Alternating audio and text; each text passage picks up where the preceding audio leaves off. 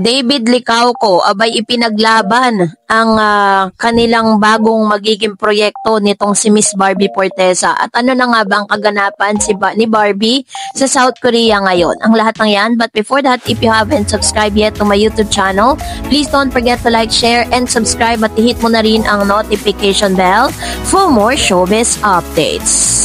Of course, bago tayo magpatuloy sa ating updates for today's video, nais ko pong pasalamatan kayo for always watching and trusting this channel.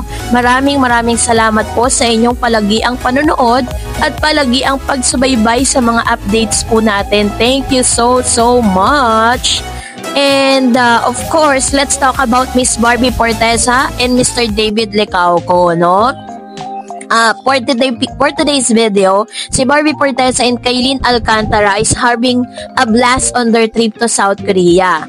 On Instagram, the Kapuso Primetime Princess shared snap from their foodie adventure around Seoul, where they indulge in kimbap, tanghulo, candied fruit, and Korean barbecue.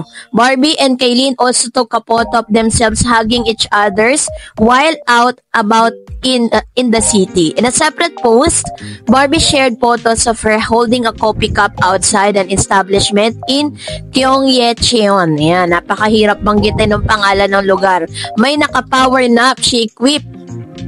Sabi niya, previously, Kailyn shared a funny video of herself dubbing the viral What Haven't Bella audio during their trip to South Korea. Barbie and Kailyn are currently in South Korea to shoot for the upcoming series Beauty Empire. They will star alongside South Korean actor and former Golden Child member of Choi Bo-min, Gloria Diaz, and Rupa Gutierrez, Chai Ponasier, Sid Lucero, and Sam Concepcion. Beauty Empire is a collaboration series between GMA Public Affairs, Creation Studios, and View. It tackles rivalries and dramas between powerful women in their beauty industry. It is set to premiere soon on View before it make its debut on GMA Network. So, ibig sabihin, mapapanood po siya sa View, which is the pay-per-view kasi yun eh. Alam niyo, mas marami na po talagang nag-i-invest, no, na parang bago po nila ipanood sa Free TV, sa mga pay-per-view muna. Kasi hindi na po ganun kalakas, no, ang Free TV ngayon. Pero, alam niyo po ba, na matapos po lumabas ang mga intriga kasi 'di ba parang si Barbie Forteza po kasi is nauugnay dito kay Mr. Jameson Blake, no, dahil marami pong mga nag-react patungkol po sa kanilang pagiging sweet di umano dahil may pagliyad pa raw si Barang dito kay Mr. Jameson Blake. Ang point of view ko lang with regards to this, ano, hindi po nila ipapublicize yan kung talagang may namamagitan sa kanilang dalawa. Ililihim nila yan as in, 'di ba? Pero dahil po alam natin that plainly ito po ay parang friendship thing para sa kanilang dalawa, kaya hindi sila parang nahihiya na i-publicize yung mga ganitong klase ng mga videos and photos. Sabi nga po ng ilang mga showbiz insiders na much better na may ganitong klase ng mga tagpo kasi parang magkakaroon po ng malaking challenge para kay kay David Licauco na talagang magpursige para kay Miss Barbie, 'di ba? Dahil alam natin na kailangan kung may effort na ginagawa si David, mas doblehin pa niya. And then, napapabalita rin na dahil daw, kaya raw nagkakaroon ng ganitong mga sightings si Mr. Jameson Blake and Miss Barbie Forteza, kasi daw meron silang gagawing movie na bagay na taliwas na sinasabi or doon sa ipinaglalaban po ng company Mr. David Licauco. Kasi si David po kasi at saka si Miss Barbie Forteza is part po sila ng GMA, which is ng GMA Sparkle Artist Center. May right? And then, itong si Mr. Jameson Blake po kasi is ABS-CBN. So ngayon, syempre, bilang mga A-list na matatawag din naman dito po sa GMA, mas pina-priority ng GMA yung kani-kanilang mga talents, 'di ba? Hindi naman po sa pagde-degrade kay Mr. Jameson Blake, pero mas marami na rin kasing na-achieve itong si Mr. David Licauco. Mas marami na rin siyang pinagbidaang mga projects kaysa kay Mr. Jameson, kasi laging si Jameson parang hindi pa po siya gumanap bilang bida, 'di ba? So parang ang ang pinaglalaban dito is kung meron mang movie na lalabas si Jameson at si Miss Barbie, mas uunahin at mas pinapriority ng GMA ang proyekto nitong si Barbie at saka si David. Kaya hindi po tayo dapat mangamba, no? Katulad ng mga pinag-uusapan ngayon na kahit po maraming mga may kinilig, 'di ba? Pero that's just a part of their friendship. At dahil dyan, narito naman ang ilan sa mga komento ninyo. Unahin natin si Hot Babe Mitch. Sabi niya, fake news na si Alden ang tulay. First of all, may movie si Barbie kasama si Jameson na lalabas. Porket nagka-picture lang at may interaction sila, may something na agad. O, diba? Si Barbie friendly siya kaya ganyan din siya sa iba. Di rin si Barbie madaling mapafall sa guy. Kailan lang niya naka-work yan, sobra na makajam sa conclusion na may something na. Ang OA lang sila na mas bagay sila ni David. O, diba?